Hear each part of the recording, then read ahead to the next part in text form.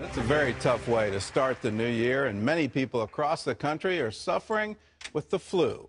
Far more cases are being reported than normal for this early in the flu season. Would this be a bad time to say that you were one of them, Gordon? Yeah, I got the flu for Christmas.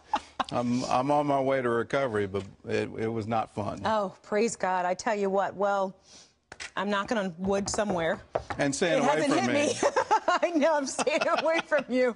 Well, listen, Gordon's not the only one. George Thomas tells how the flu is spreading and what you can do to protect yourself.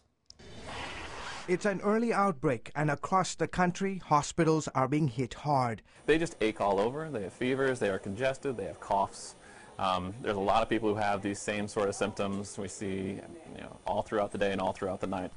Doctors say the flu season hasn't hit this hard and fast in a decade. Take a look at the numbers. In Arizona this time last year, there were only 18 cases of flu. Today, there are 790. In New York, 84 cases last year. Today, almost 4,000. Officials say it's best to treat yourself at home if possible.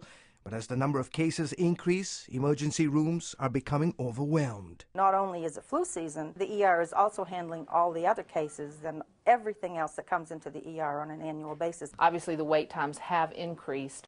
The Southeast has been hit especially hard, but in the wake of a busy travel season, it's quickly spreading across the country. And for those who got the flu shot and are still coming down with the flu, experts say some people don't respond to the vaccine and some people just aren't fully protected. But doctors say it's still important to get the shot because your symptoms may not be as severe if you've been vaccinated. I would urge everyone, not just for themselves, but for their friends, neighbors, and relatives and their children, to get vaccinated right away. With the flu virus, you're infectious a full day before you ever show any symptoms. So experts say along with the flu shot, it's important to wash your hands and avoid large groups of people to avoid infection. George Thomas, CBN News. Well, if you have the flu, the best thing you can do is stay home and avoid infecting other people. Please don't go to the emergency room. Frankly, there's nothing there that they can do for you. One of the problems with the flu is there's no cure other than plenty of fluids, bed rest, and take 2 aspirin, call me in the morning. Well, our next story, President Obama. He's speaking out about military chaplains and same-sex marriage, and apparently he doesn't believe in freedom of conscience and freedom of religion. Lee Webb has that story from the CBN newsroom. Lee? Right, Gordon, the president criticized a so-called conscience clause when he signed the new defense spending bill. That clause is designed to protect military chaplains who object to performing gay marriages. That clause says they do not have to perform same-sex weddings if they object on biblical grounds, and there are a number of chaplains who do object to it on biblical grounds. At the signing, however, President Obama said the conscience provision is unnecessary and ill-advised, adding that he remains committed to, quote, protecting the rights of gay and lesbian service members. The Chaplain Alliance for Religious Liberty, however, says the president is not at liberty to disregard the conscience protection in the law. Well, a new father is showing the world a photo that captures the miracle of life, a baby holding on to the doctor's hand during a C-section. Alicia Atkins was in the operating room, her husband standing by with a camera, ready to catch the first image of his new daughter. They weren't expecting this. Still 15 seconds away from being born, baby Nevaeh reached up and grabbed the doctor's finger. Amazing. Her dad captured the image at that moment, and that picture was given to the doctor as a gift. He says he's never had such an amazing experience. And images like that are turning the tide in the abortion debate. More and more people are becoming pro-life, and even Time magazine is recognizing it. Take a look at Time's cover this week. It says 40 years ago, abortion rights activists won an epic victory with Roe versus Wade. They've been losing ever since. The cover story documents that many abortion clinics around the nation are closing because of pro-life laws that give women more information and provide alternatives to abortion. And another story points out that some of the early feminists, like Susan B. Anthony, were decidedly pro-life. Young Christians need to get involved in the fight against slavery and human trafficking. That's the challenge given to college-age Christian students at this week's Passion 2013 conference in Atlanta.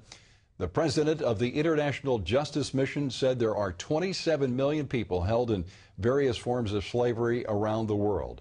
But he told the students they could, by God's grace, be the generation that ends slavery. Congress has begun its new term facing new issues like gun control and some old ones like government spending. John Jessup has that story now from Washington. On a bright and sunny day inside the Washington Beltway, lawmakers, old and new alike, took the oath of office. So help you God. And officially kicked off the start of the 113th Congress by electing their leaders. John Boehner keeps his job as Speaker of the House. While some appear hopeful, others are not, especially in light of what's on their plate and the public sentiment about politics in Washington. At a meager 18% approval rating, Americans have a sour view of lawmakers, their image hurt by the partisan bickering over the fiscal cliff. It doesn't help that the last session of Congress won the distinction of being the least productive Congress in 65 years. This morning, some on Capitol Hill started the first day at a bipartisan prayer service where the House chaplain reminded them that they are called to be servants. That each member might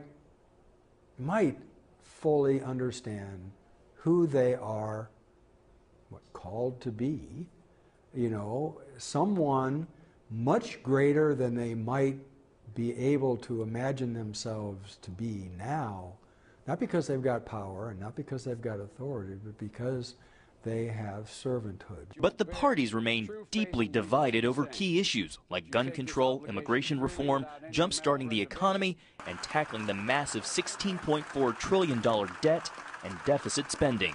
John Jessup, CBN News, Washington. Americans are split on how the nation's obesity epidemic should be handled. A new AP poll reveals that a third of Americans say the government should be deeply involved in curbing obesity. But a similar number say the government should play little or no role. The rest, undecided.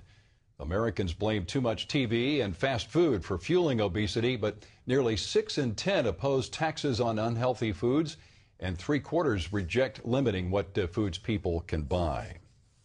Well, a new take on a Christian classic has been coming to theaters around the country. The Screwtape Letters is one of C.S. Lewis's most influential works. It is a tale of spiritual warfare from a demon's point of view. Now the famous literary work has been brought to life on stage, and the age-old message continues to lead viewers to the light by first introducing them to darkness.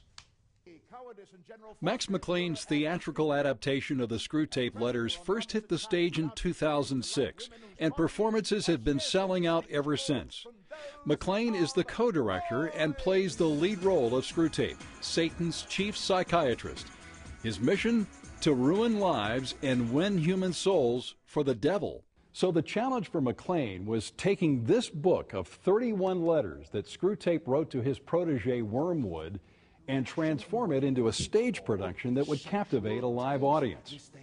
McClain knew, though, that with a character like Screwtape, he had something special.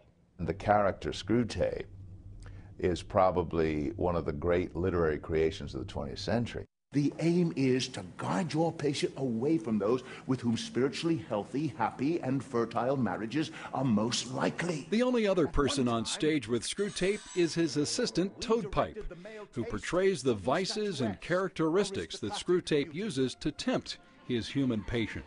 The story is a predator-prey story. You know, in Scripture they talk about Satan masquerades as an angel of light. So, you know, there is something appealing about his outward character. But something goes wrong along the way. Despite Screwtape's best efforts, his patient goes from indifference to devout. What Lewis is trying to say, those choices that we make, they're influenced, you know, by evil powers, by good powers. And who are you going to listen to? McClain believes that in writing Screwtape Letters, Lewis was forced to really dig into his own sin patterns. Now, decades later, the show leads audiences to examine themselves in the same way. I wasn't really anticipating how people react to the end of the story, and I don't want to give it away, but it really has this triumph of good over evil that really grabs people in a way that is one of the unexpected consequences, because I didn't see it in the book. Yeah, the Screwtape Letters tour will visit more than 50 major cities and performing arts venues around the country, and you can find out more by going to our website at cbnnews.com. Gordon, my wife and I watched it. McClain is terrific, and it's a compelling story in the book as well as on stage. Well, I would encourage people to get a copy of the book and read it. It's an eye-opening experience when you start to understand just how subtle the enemy can be sometimes. You know, he doesn't always come in his full garb. He does like to masquerade, and one of the great masquerades he loves to do is have us believe he doesn't really exist. Prison authorities in Iran reportedly are denying medical care to an imprisoned Christian pastor. Present Truth Ministries says that Pastor Behnam Irani is deteriorating rapidly. Irani suffers from acute stomach ulcers, colon complications, internal bleeding, and a blood infection. Prison officials will not allow him to have medical treatment and even canceled a planned operation that would help him. Irani is a house church pastor. He's serving a 5-year sentence for actions against the Islamic State. A judge also declared him an apostate from Islam. That crime carries the death sentence in Iran. Operation Blessing is helping orphans struggling to survive in the jungles of the Democratic Republic of Congo. OB partnered with the Dina Center, which provides a safe place for young girls orphaned by war. It also provides food, medicine, and the chance to learn. Operation Blessing helped expand the center, adding showers, bathrooms, a dining hall, and a kitchen. They also provided supplies like mattresses. 150 girls have been rescued from those jungles. You can find out more about Operation Blessing by going to their website at ob.org.